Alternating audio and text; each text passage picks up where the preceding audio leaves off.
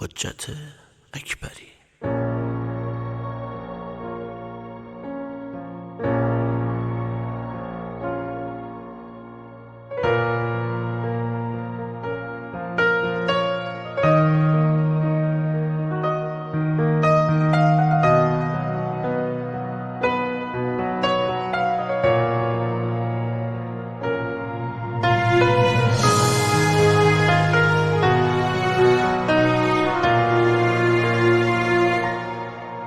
نه من مثل تو آرومم، نه تو حال منو داری.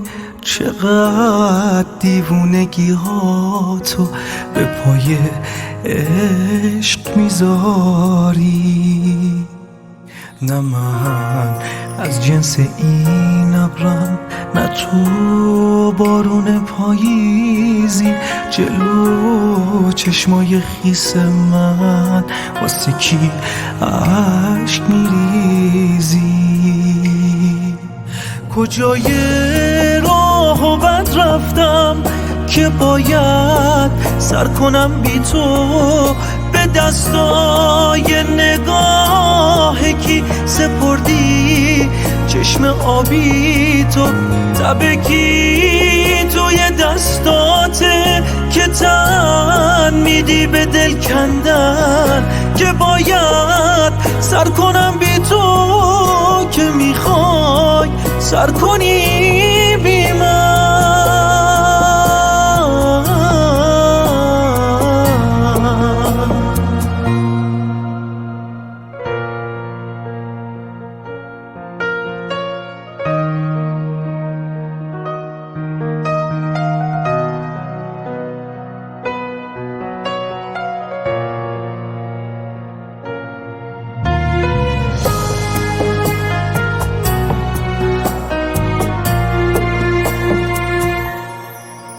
مدارا میکنم با غم تو این روزای تکراری، با این تنهایی سرد و با این دنیای اجباری.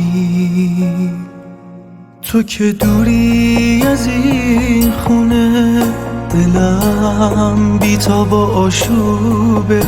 جهانم تیره تر میشه، چیه این زندگی خوبه؟ کجای راه و بد رفتم که باید سر کنم بی تو؟ به دستای نگاه کی سپردی چشم آبی تو؟